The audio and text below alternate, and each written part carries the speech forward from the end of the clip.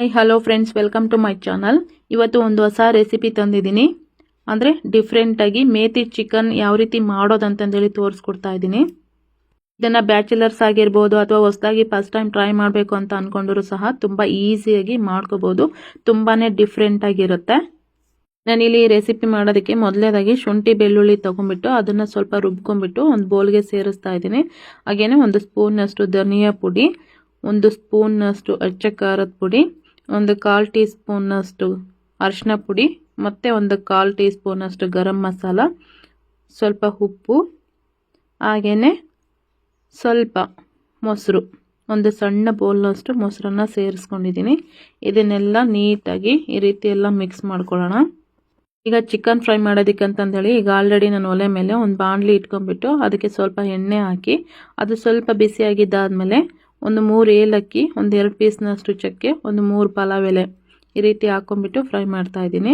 ಅದು ಸ್ವಲ್ಪ ಫ್ರೈ ಆಗಿದ್ದಾದಮೇಲೆ ಒಂದು 2 ಈರುಳ್ಳಿನ ಸಣ್ಣದಾಗಿ ಈ ರೀತಿ ಹೆಚ್ಕೊಂಡ್ಬಿಟ್ಟು ಹಾಕ್ಕೊಂಡಿದ್ದೀನಿ. ನೋಡಿ, ಇದು ಸ್ವಲ್ಪ ಕಲರ್ ಚೇಂಜ್ ಆಗಬೇಕು. ಈರುಳ್ಳಿ ಬಂದುಬಿಟ್ಟು ಸ್ವಲ್ಪ ಗೋಲ್ಡನ್ ಕಲರ್ ಬರೋವರೆಗೂ ನಾವು ಇದನ್ನು ಫ್ರೈ ಮಾಡ್ಕೋಬೇಕಾಗುತ್ತೆ.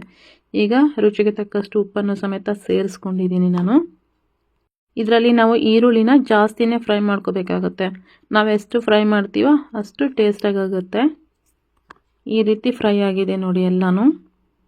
ಇದೆಲ್ಲ ಫ್ರೈ ಆಗಿದ್ದಾದಮೇಲೆ ನಾನು ಆಗಲೇ ರೆಡಿ ಮಾಡಿ ಇಟ್ಕೊಂಡಿದ್ನಲ್ವ ಆ ಮಸಾಲೆನೆಲ್ಲ ಇದರಲ್ಲಿ ಸೇರಿಸ್ತಾ ಇದ್ದೀನಿ. ಈ ಮಸಾಲೆನ ಇದರಲ್ಲಿ ಸೇರಿಸ್ಕೊಂಡಿದ್ದಾದಮೇಲೆ ಹಸಿ ಸ್ಮೆಲ್ಲೆಲ್ಲ ಹೋಗೋವರೆಗೂ ನಾವು ಇದರಲ್ಲಿ ಎಣ್ಣೆ ಒಳಗೆ ಫ್ರೈ ಮಾಡಬೇಕಾಗತ್ತೆ. ಮತ್ತು ಇದಕ್ಕೆ ನಾವು ನೀರೆಲ್ಲ ಹಾಕ್ಕೊಳ್ಳೋದೆಲ್ಲ ಏನು ಬೇಡ, ಜಸ್ಟ್ ಹಂಗೆ ಡ್ರೈ ಮಾಡ್ಕೊತಾ ಇದ್ದೀವಿ. ಈ ಚಿಕನ್ ಬಂದುಬಿಟ್ಟು ಈ ರೀತಿ ಎಣ್ಣೆ ಎಲ್ಲ ಬಿಟ್ಕೋಬೇಕು, ಅಲ್ಲಿವರೆಗೂ ನಾವು ಇದನ್ನು ಫ್ರೈ ಮಾಡ್ಕೋಬೇಕು. ಈಗ ನಾನು 1 kg ಚಿಕನ್ ಆಲ್ರೆಡಿ ತೊಳೆದು ಇಟ್ಕೊಂಡಿದ್ದೆ. ಆ ಚಿಕನ್ ಸಮೇತ ಇದರಲ್ಲಿ ಸೇರಿಸ್ತಾ ಇದ್ದೀನಿ. ಈ ಚಿಕನ್ ಹಾಕ್ಕೊಂಡಿದ್ದಾದಮೇಲೆ ಒಂದು ಕಟ್ನಷ್ಟು ಮೆಂತ್ಯ ಸೊಪ್ಪನ್ನು ತೊಗೊಂಡ್ಬಿಟ್ಟು ಈ ರೀತಿ ಕಟ್ ಮಾಡಿ ಅದ್ರ ಜೊತೆ ಸೇರಿಸ್ಕೊಂಡಿದ್ದೀನಿ. ನೋಡಿ, ಈ ಮೆಂತ್ಯ ಸೊಪ್ಪನ್ನು ಹಾಕಿ ಮಾಡೋದ್ರಿಂದ ತುಂಬಾ ಡಿಫ್ರೆಂಟ್ ಆಗಿರುತ್ತೆ. ಹಾಗೆಯೇ ಟೇಸ್ಟ್ ಸಹ ಅಷ್ಟೇ ಸಿಕ್ಕಾಪಟ್ಟೆ ಎಲ್ರಿಗೂ ಇಷ್ಟ ಆಗುತ್ತೆ. ಇದನ್ನು ಸೈಡ್ ಡಿಶ್ ಆಗಿ ಸಹ ತಗೋಬೋದು. ಖಂಡಿತ ಈ ರೆಸಿಪಿ ಎಲ್ರಿಗೂ ಇಷ್ಟ ಆಗುತ್ತೆ. ನೀವು ಮನೇಲಿ ಒಂದ್ಸಲ ಟ್ರೈ ಮಾಡಿ ನೋಡಿ. ಈ ರೀತಿ ಎಲ್ಲ ಆಗಿದೆ. ನಾನಿಲ್ಲಿ ಚಿಕನ್ ಫ್ರೈ ಮಾಡೋದಕ್ಕೆ ಎಕ್ಸ್ಟ್ರಾ ನೀರನ್ನು ಸೇರಿಸ್ಕೊಂಡಿಲ್ಲ. ಮಸಾಲೆ ಏನು ರೆಡಿ ಮಾಡ್ಕೊಂಡಿದ್ನಲ್ವ ಅಷ್ಟರಲ್ಲೇ ನಾನು ಇದನ್ನು ಫ್ರೈ ಮಾಡ್ಕೊತಾ ಇದ್ದೀನಿ. ನೀರು ಹಾಕಿ ಮಾಡಿಕೊಂಡ್ರೆ ಅಷ್ಟು ಟೇಸ್ಟಾಗಿ ಆಗಲ್ಲ. ಸೊ ಇದರಲ್ಲಿ ಗ್ರೇವಿನೇ ಈ ರೀತಿ ರೆಡಿ ಆಗುತ್ತೆ ನೋಡಿ. ಇಷ್ಟ ಆದರೆ ಸಾಕಾಗುತ್ತೆ. ಇದನ್ನು ನಾವೀಗ ಒಂದು 10 ನಿಮಿಷ ಮುಚ್ಚಳಿಕೆ ಮುಚ್ಕೊಂಡ್ಬಿಟ್ಟು ಫ್ರೈ ಮಾಡಿಕೊಂಡ್ರೆ ಚಿಕನ್ ಎಲ್ಲ ನೀಟಾಗಿ ಬೆಂದಿರುತ್ತೆ. ನೋಡಿ, ಈಗ 10 ನಿಮಿಷ ಆಗಿದೆ, ತೆಗಿತಾ ಇದ್ದೀನಿ. ನೋಡಿ, ಚಿಕನ್ ಬಂದುಬಿಟ್ಟು ಸಾಫ್ಟಾಗಿ ಬೆಂದಾಗಿದೆ ಅನಿಸುತ್ತೆ.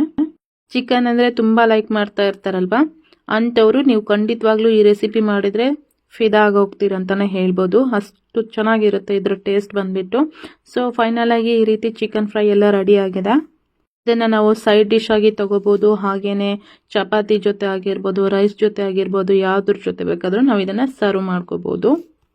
ಸೊ ನೀವು ಮನೇಲಿ ಒಂದ್ಸಲ ಟ್ರೈ ಮಾಡಿ, ಖಂಡಿತವಾಗ್ಲೂ ಎಲ್ರಿಗೂ ಇಷ್ಟ ಆಗುತ್ತೆ ಅಂತ ಹೇಳ್ತೀನಿ. ಈಗ ಇದೆಲ್ಲ ರೆಡಿ ಆಗಿದೆ. ಈಗ ಒಂದು ಪ್ಲೇಟಿಗೆ ಸರ್ವ್ ಮಾಡ್ಕೊತಾ ಇದ್ದೀನಿ. ಹಾಗಾದರೆ ಇವತ್ತಿನ ಈ ವಿಡಿಯೋ ನಿಮಗೆಲ್ರಿಗೂ ಇಷ್ಟ ಆಗಿದೆ ಅಂತ ಅನ್ಕೋತೀನಿ. ಈ ವಿಡಿಯೋ ಇಷ್ಟ ಆಗಿದ್ರೆ ಶೇರ್ ಮಾಡೋದನ್ನು ಮರಿಬೇಡಿ. So thank you.